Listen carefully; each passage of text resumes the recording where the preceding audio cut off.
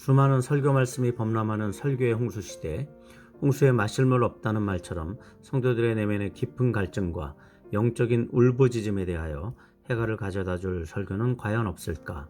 여기 바른 성경 해석, 깊이 있는 말씀의 샘, 성도의 인성을 바꾸는 설교, 높은 산 좋은 꼴교회 산골TV 설교의 시간이 돌아왔습니다. 오늘은 여호와의 유월절, 여호와의 밤이라고 하는 제목으로 출애굽기 12장 41절에서 51절 말씀을 가지고 여러분과 은혜의 시간을 갖도록 하겠습니다. 오늘 본문은 유월절과 관련한 내용을 담고 있습니다. 유월절은 하나님께서 정하신 절기입니다. 이스라엘 민족의 이집트 포로 생활에서의 구원이 이루어진 날이죠. 이는 우리 예수님께서 우선은 자기의 백성들을 향하여 구원의 구세주요, 또한 하나님의 말씀을 대적하는 자들에게는 심판주로 오실 것임을 상징하는 날을 의미합니다. 또한 사탄의 다스림으로부터의 해방을 의미하는 날이죠. 드디어 나일강의 신, 출산의 신, 농사의 신, 태양신 등과 같은 애굽의 신들과의 전쟁을 의미했던 10가지의 재앙 중에 마지막 재앙을 끝으로 이스라엘 백성들은 이 10번째 재앙이 일어난 그 밤에 이집트를 벗어나오게 됩니다. 이것은 당시에 조화로운 우주와 그것을 관장하는 그 신들이 이집트를 통치한다고 하는 이집트인들의 우주관을 깨트리는 사건이었습니다. 당시 이집트 사람들은 그들의 왕 바로의 통치는 곧 신의 통치라고 생각을 했습니다. 특히 태양신 레의 아들로서의 대리 통치자가 파라오인 것이죠. 그들이 섬기는 태양신이 지배하는 하늘, 그 하늘을 깜깜한 어두움으로 덮어버리셨던 하나님의 9번째 재앙은 태양신의 아들로서 애굽인들이 섬기던 바로의 목덜미를 잡는 것과 같은 사건이었습니다. 그리고 이제는 그 신의 대리자, 바로의 대를 잇게 될 상속자, 바로의 장자, 그도 역시 이제 신의 대리자의 역할을 하게 될 바로의 첫 아들을 죽이시는 하나님의 10번째 재앙이 바로에게 임하게 됩니다. 이는 우상신들의 문화를 이용해서 백성들 위에 군림하려고 하는 바로와 그 배후에서 바로를 조종하는 사탄의 숨통을 끊는 것을 의미합니다. 곧 세상 권력의 배후에서 영적으로 타락한 우상들과 같은 여러 문화들과 사상들을 이용해서 사람들을 속이고 멸망시키려는 사탄과의 전쟁에서의 승리를 의미하는 것입니다. 애굽인들과 같은 세상의 많은 사람들은 여전히 사탄의 조종하에 있겠지만 애굽에서 벗어난 하나님의 백성들은 이제는 하나님의 다스림 속에 있게 된 참 자유를 얻게 되는 승리의 날이 바로 유월절입니다. 사탄의 다스림으로부터의 해방을 의미하는 날이죠. 하나님께서는 그 승리의 유월절이 있는 달을 그의 첫 달로 삼으라는 말씀을 하십니다. 모든 달 중에 첫 달로 삼으라는 것이죠. 이것은 아마도 유월절이 첫 아들, 장자와 관련된 날이기 때문일 것입니다. 하나님의 장자인 예수 그리스도의 희생의 날이요, 이스라엘을 이 땅에서 하나님의 장자로 삼으시는 날이요, 대신 사탄의 나라를 상징하던 세상 나라의 모든 장자를 치신 날이 유월절이기 때문입니다. 그리고 이스라엘의 모든 장자들은 전부 하나님의 소유라고 하셨기 때문에 유월절 역시 하나님의 소유된 절기라는 의미에서 여호와의 유월절이라고 하나님께서 명명하셨을 것입니다. 출애굽 당시에는 아직 제사나 제사장 제도가 주어진 것이 아니었습니다. 그러나 그저 양을 잡아서 먹고 그 피를 바르는 이 예식을 출애굽기 12장 27절에서는 유월절 제사라고 이렇게 이야기하죠. 그리고 그것들을 자녀들에게 가르쳐 주라고 지시하고 있습니다. 즉 유월절 의식 자체가 본래 하나님이 원하시는 참 제사의 원형임을 말해주고 있는 것입니다. 유월절 제사가 참 제사의 원형인 그 이유는 유월절 제사의 핵심이 피에 있기 때문에 그렇습니다. 인방과 문설주에 그 인방과 문설주 나무 위에 뿌려진 어린 양의 피를 보고 죽음의 천사는 그 집의 장자를 죽이지 않고 넘어갑니다. 패스오버 하는 것이죠. 십자가 나무 위에 뿌려진 예수님의 피를 바라보는 자, 그 피가 가슴에 뿌려진 자들은 죽음의 천사가 넘어간다는 의미입니다. 이처럼 피의 제사, 어린 양의 피를 우리 마음의 임방과 문설주에 바르는 제사가 가장 기본적이고 원론적인 제사라는 것을 의미합니다. 우리 마음에 그리스도의 피가 뿌려져 있지 않으면 우리는 사망을 피할 수 없는 존재가 된다는 것이죠. 6월절의 하이라이트는 6월절 고기를 먹는 것과 문에 피를 바르는 것이라고 할 수 있겠습니다. 6월절에는 단지 고기를 먹는 정도의 행위밖에 볼 수 없습니다.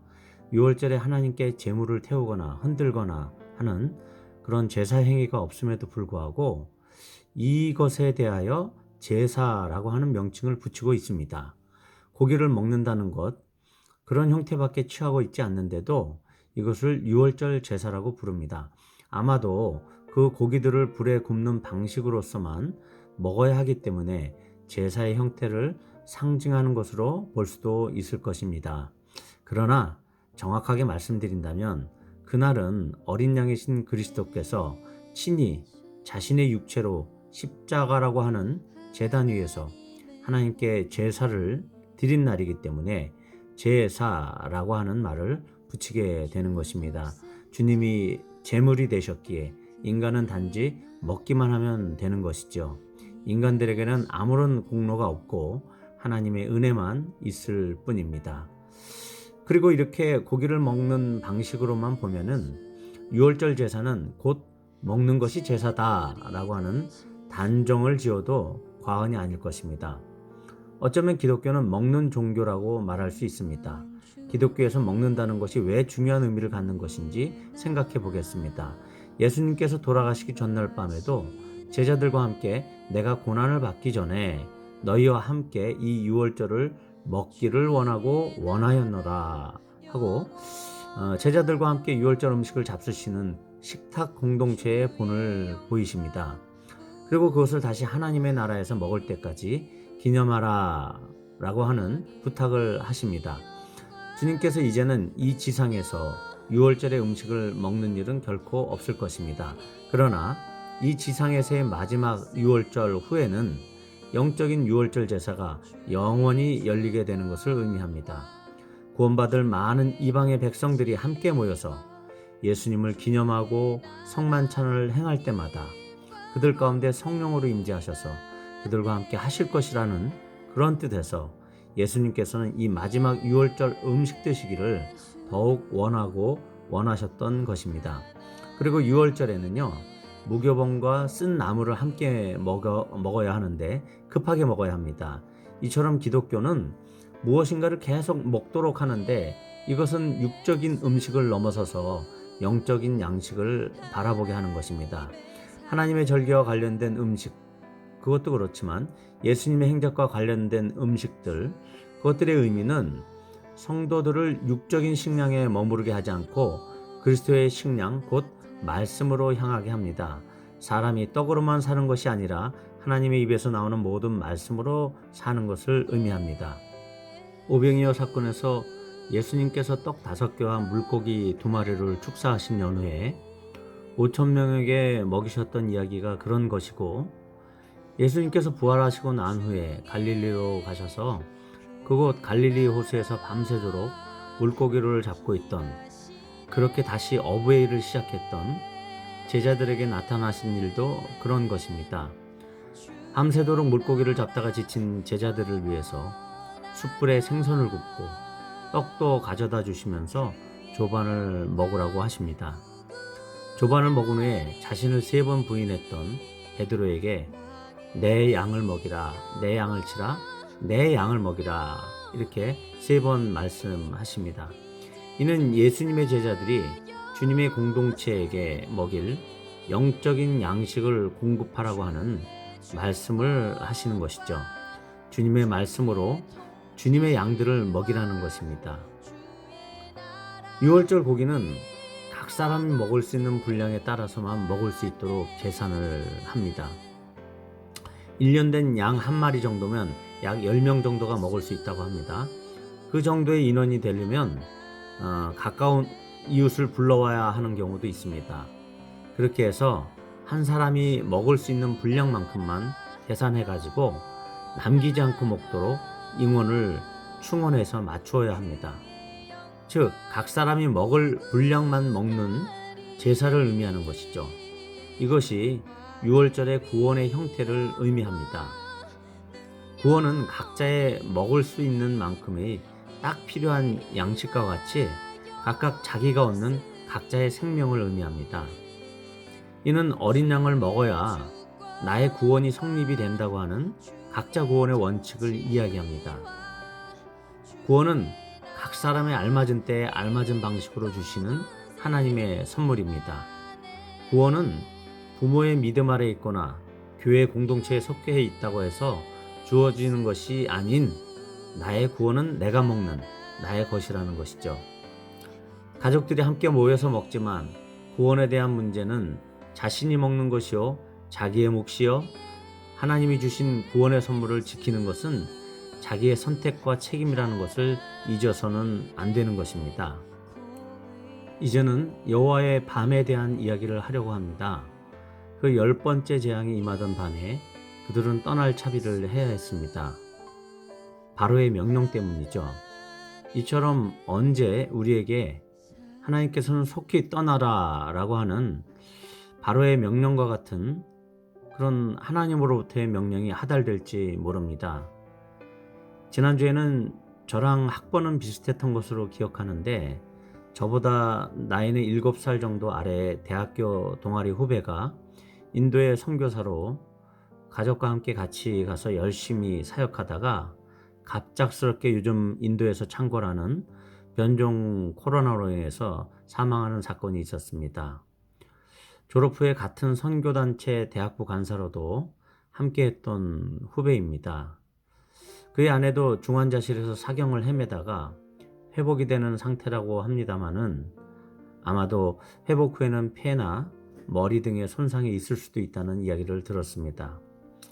아직 고등학생인 큰 아들 이외에는 나머지 어린 두 남매와 엄마는 아빠의 사망한 사실을 아직 모르고 있는 상태입니다. 아마도 그 엄마가 완전히 회복이 된 상태에서 아빠가 하나님의 품으로 돌아간 이 모든 이야기를 알게 되겠죠. 이처럼 하나님의 부르심은 언제 우리의 위에서 들려올지 모를 일입니다. 천국의 소환에 대한 부르심이든 이렇게 바로의 출애굽 명령과 같은 것에 의해서 새로운 여정에 들어서는 부르심이든 우리는 언제 하나님의 호출을 받을지 모르기 때문에 늘 구원과 사명을 위한 준비를 하고 있어야 할 것입니다. 이렇게 그 밤에 하나님의 부르심이 임하는 것이기 때문에 여호와의 밤이라고 할 수 있습니다. 여호와의 부르심이 있는 밤은 여호와께서 모든 것을 주장하시는 밤입니다. 우리에게는 행동에 제약을 받는 밤일지라도 하나님께서는 그 밤을 낮으로 여기시고 이렇게 그의 천사들을 보내시는 것이며 하나님의 명령을 하달하시는 것입니다. 우리 인간의 육신적인 것으로는 제약을 받을 수 있을지라도 하나님의 일은 밤에도 멈추지 않고 진행이 되는 것입니다. 우리 인간의 육신적인 생각, 우리가 가진 하나님 나라의 일을 향한 우리의 제약, 우리가 가진 그 제약은 바로 우리들의 밤임을 이야기합니다. 그러나 여호와의 밤은 새로운 해방과 새로운 기적을 예견하는 밤이요 영적인 기적이 일어나는 밤입니다. 그 여호와의 밤에 우리는 우리의 구원과 앞으로 나아갈 우리의 사명을 위해서 출발을 해야 합니다. 허리에 허리띠를 띠고 발에 신을 신고 여행을 위한 지팡이를 들고 일상에 우리가 누렸던 모든 것의 느긋함에서 빠져나와서 신속하게 준비하고 달려나갈 준비를 해야 합니다. 여러분 각자와 여러분의 교회도 더욱 그 준비를 해야 하겠습니다. 그것을 위해서 이 설교를 듣는 모든 성도님들의 사업과 건강에 천배의 복, 하나님의 강권적이고 폭포수와 같은 복을 받아야 할 것입니다. 교회에 재정이 있어야 선한 사업을 합니다. 그러나 이 말이 돈이 하나님의 나라의 일에 우선한다는 말은 아닙니다. 하나님 나라의 선한 사업을 위해서는 또 우리가 꿈꾸고 도전하는 일을 시도하려고 하려면 하나님의 특별한 도우심과 축복이 있어야 하고 그 축복으로 인해서 그런 선한 사업들이 가능하다는 것을 의미합니다. 6월절의 밤에 하나님의 말씀대로 이스라엘 백성들이 일사불란하게 신속하게 행하였던 그 모든 일들이 주는 교훈이 있습니다. 그 교훈은 밤이나 낮이라고 하는 그 환경이 중요한 것이 아니라는 것이죠. 우리가 생각하는 그때가 중요한 것이 아니라는 것입니다. 신앙은 지금 바로 하나님이 말씀하신 그때에 즉시 행하고 실천해야 하는 것을 교훈하는 것입니다. 이처럼 구원의 신속성, 순종의 신속성을 표현하는 말이 여호와의 밤입니다. 우리 모두 하나님의 말씀에 신속하게 반응하는 순종의 사람들이 되시길 간구합니다. 여기까지 여호와의 6월절, 여호와의 밤에 대한 설교의 1편을 마치겠습니다. 다음 2편을 기대해 주십시오. 감사합니다.